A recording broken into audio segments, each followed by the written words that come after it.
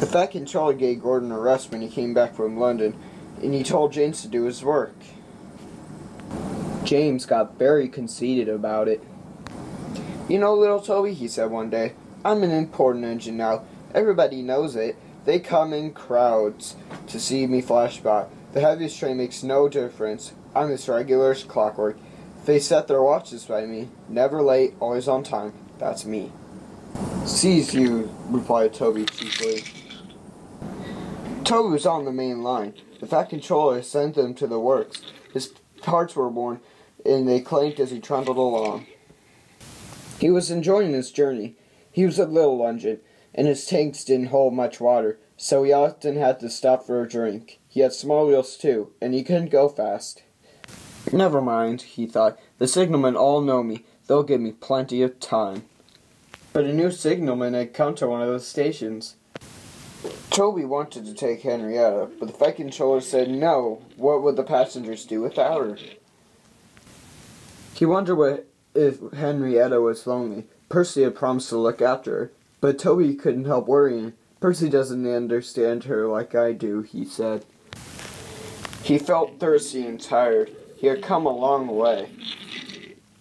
He saw a distant signal. Good, he thought. Now I can have a nice drink and rest in the siding till James has gone by. Toby's driver thought so too. They stopped by the water crane. His fireman jumped out and dropped the hose in his tank. Toby was enjoying his drink when the signalman came up. Toby had never seen him before. "No time for that," said the signalman. "We must clear the road for the express." "Right," said the driver. "We'll wait in the siding." "No good," said the signalman. "It's full of trucks. You'll have to hurry to the next station. They got plenty of room for you there."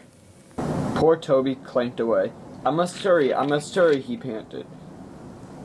But hurrying took a lot of water, and his tanks were soon empty.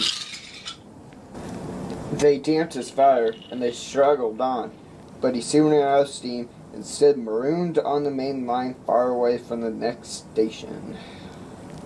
The fireman walked back. He put detonators on the line to warn James and his driver.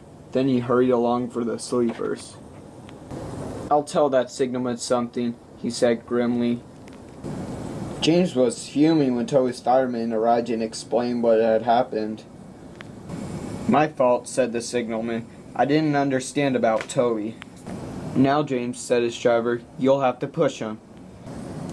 "What, me?" snorted James. "Me push Toby and pull my train?" "Yes, you. Shan't."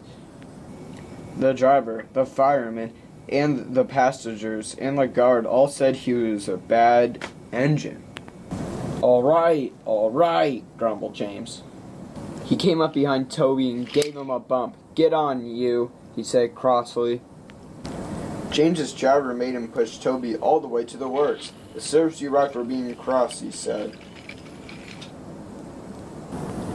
James had to work very hard, and when he reached the workstation, he felt exhausted. Some boys ran along the platform. "Coo," said one. "The express is late. A doubleheader, too. Do you think what I think? I think," he went on, "that James couldn't pull a train, so Toby had to help him." "Caw," said James and disappeared in a cloud of steam.